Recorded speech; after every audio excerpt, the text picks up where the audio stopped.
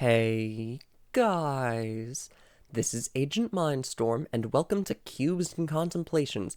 Today we are going to be talking about video game monetization, which is a somewhat different topic than usual because it is less conceptual like criticism and motivation, and it's more literal, actual discussion about how people make money off video games in 2020. This is coming off the heels of adding paid emotes to Minecraft Bedrock Edition. That is the reason I was inspired to make this, because the emotes cost about $4 real for a 2-second animation. That's something I'd like to talk about today. Obviously, we're not going to be talking directly about Minecraft, we're just going to be talking in general, the whole industry, and I'm going to give a disclaimer here that I am not an industry insider. I don't actually know why companies are doing this. I can speculate. We are going to speculate later. But for now, I do not know exactly why this happens, but I'm going to observe what we know to be happening. I'd say that there are a few main categories of way games are monetized, and we're just going to go through them one by one and talk about what they are. This is an unbiased section of this video, by the way. I'm attempting to explain what these sections are and what the different ways are that they can be monetized without my own opinion in it. So there's the original model, which is you pay a one-time fee for a complete experience. There are no microtransactions, no additional payments, no DLC, and also no additional content past what you get with the base game. I wrote down a few examples of games that follow this, and the ones I wrote down are Super Mario Galaxy. 1 and 2 both apply, even though you could say 2 is an expansion of 1, but no, it's a sequel. Come on, it's a separate game. You pay for one purchase, and then you get the whole game. That same thing happens in Subnautica and in Undertale. There is no additional content for either of those games. Even if there are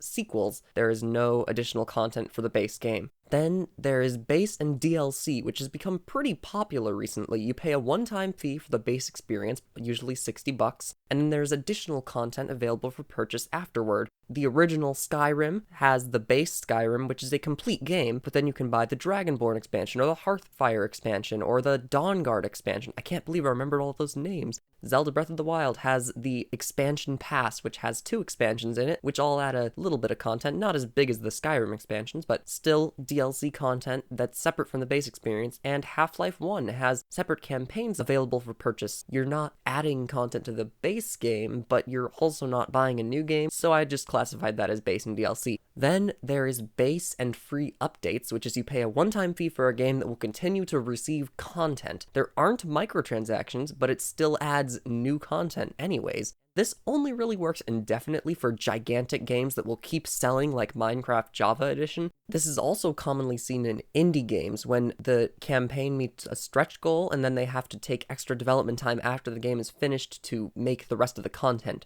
Super Mario Odyssey, they added that balloon mode afterward. They added a bunch of free costumes. You could argue that that was cut content, but it was free content added after launch, so it fits into this category. Shovel Knight originally just launched with the one Shovel Knight campaign, added 3 more campaigns and a battle mode afterward for completely free. Terraria is another Minecraft situation where they just kept updating the game almost indefinitely until recently they released the last update.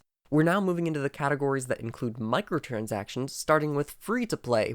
Play the game for free. Microtransactions are pushed heavily, and those are what make the money instead. Instead of paying for the game and that's what makes money, the developer or publisher hopes that you will continue to pay throughout playing the game. This is a strategy seen in almost every single mobile game. There are advantages for people looking to make money from this. Those with spending problems or addictions will spend much more than they would on a normal $60 game. That's a main one. Another advantage, the player doesn't feel guilty for spending a lot of money because they don't even know how much money they've spent. With a mobile game, since you're spending in small increments over a long time, no one's going to keep track of that unless you're responsible about money, but the game is relying on you not to be. The final advantage is that more players will try the game than if it had costed money, so there's a higher chance of people getting hooked on buying microtransactions. The main examples I have here are Fortnite. Fortnite fits just about everything I said here. My Singing Monsters. This is a mobile game that I used to play a lot. It is super monetized. Almost everything is quantified. You need a billion different currencies.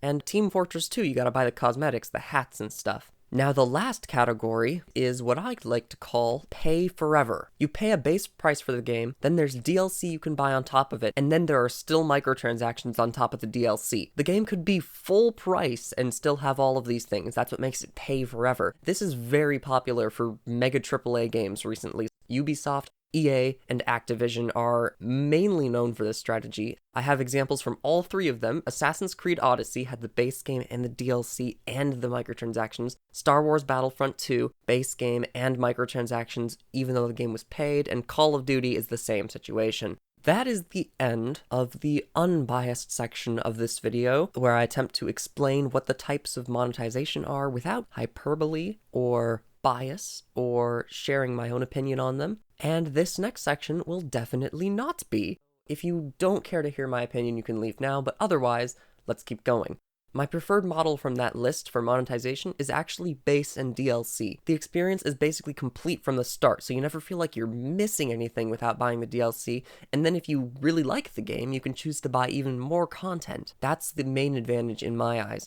Expansions in this model can be very large since they're priced separately from the base game. Free updates, on the other hand, don't usually include huge substantial content. Obviously there are exceptions like Terraria and Minecraft, but like Super Mario Odyssey, they just added a little fun multiplayer balloon mode. Not a huge thing, still pretty big, but like not a huge substantial expansion. My example for the expansion is Skyrim's Dragonborn expansion, which added a bunch of new equipment, quests, a new island, and a bunch of other stuff that was only really that big because it was paid. The important thing here is that the default game of Skyrim didn't feel incomplete without this Dragonborn expansion. The Dragonborn expansion just added more. Another good thing about this model is that it avoids microtransactions entirely, which, we're just gonna say now, I despise. And you know what? Let's just rant about that for a little bit, because why not? This is a video, this is the opinion section, let's talk about it. The biggest reason I hate microtransactions in general is that they almost always feel like they were either cut content or content that undoes a tedium that was only introduced due to the microtransactions. Basically, I'm saying a lot of the times a game mechanic will be specifically changed to be more annoying so that you want to pay money to avoid it. An example of this is Assassin's Creed Odyssey. You can literally pay to buy time savers so that you don't have to play the game as much. The tedium was added just to convince you to pay to skip it. That's the only reason it's there. Mobile games are the absolute worst about this. Many mobile games, almost every free-to-play one with microtransactions, will put timers on actions so that you can speed them up with premium currency. The timer doesn't need to be there. But how would they sell microtransactions to you and premium currency unless you had something to slow you down without it? When a game releases with skins available for purchase off the bat, you also have to wonder, why weren't they included for free? Remember back in the old days when it was fun and skins were just secret rewards in games? Like, look at Mario Odyssey, another game, recent game, has a load of costumes for free. Could you imagine if you had to buy those costumes with Nintendo points? That would be terrible. I've rephrased an argument from Yahtzee Croshaw here, which is, of course they're all optional, but what does optional mean? It's video games. Playing them at all is optional, doesn't mean I wouldn't really like to do it. Some of the best microtransactions I can think of, funnily enough, are actually the ones in Fortnite Battle Royale. Not the Save the World ones, which has loot boxes. Obviously, we're going to do a little talk about loot boxes later, but we're not going to spend very long on it. There are no in-game advantages from the Battle Royale microtransactions. It's only really cosmetics or additional quest objectives, but since the game is free, they're excused from that. I'll excuse you from a lot of things when you're free, but not loot boxes. A similar strategy to Fortnite's is done in Minecraft Bedrock. There's a coin currency that you can buy to buy cosmetic items to use in-game on servers. However, it doesn't feel as good in Minecraft because the game already costs money. The mobile version is $7, the console versions are $20, and on Switch and PC, the game is $30. To have all the microtransactions pushed at you after that doesn't feel as good as when it was free like Fortnite. And of course, there are loot boxes, which we are not going to talk about for very long because I'm sure you can guess everything I'm going to say about loot boxes. Loot boxes are garbage. They're the final evolution of the pay forever idea because now you're paying forever for something that you don't even know if you're going to get. It is built to prey off people with gambling addictions, which is just horrible. And the pushback against them a few years ago with Star Wars Battlefront 2, and now that it's actually announced with a game, this game will not have loot boxes. It's amazing that we got to that point, but it's good that we pushed back against them enough that they are no longer commonplace in games, because that was absolutely ridiculous when games were starting to fill everything with loot boxes.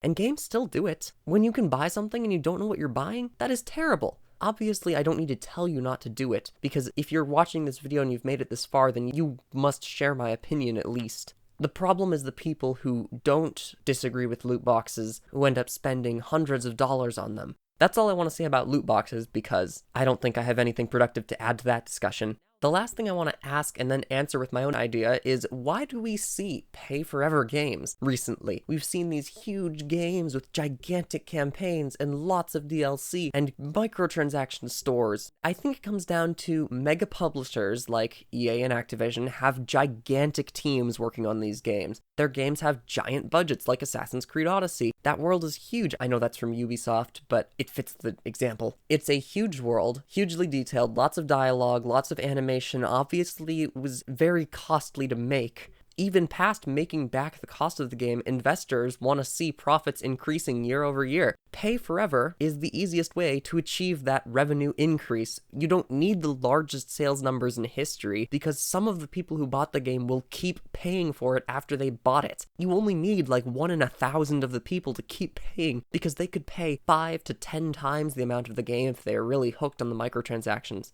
That's about all I want to say this episode. This is obviously very different from normal. I'm just talking about bad things that companies are doing, but I think it was just as interesting to talk about. I do think I should address that this is obviously not the most unique opinion. I'm sure you've heard all of these things said before, but I thought just covering it all in my own video with my own words would be interesting to do. In the wake of Minecraft Bedrock's recent shift to the dark side, I think it was important to make a video like this. That is all for today though, so I do want to tell you all, thanks for watching, and I will see you later.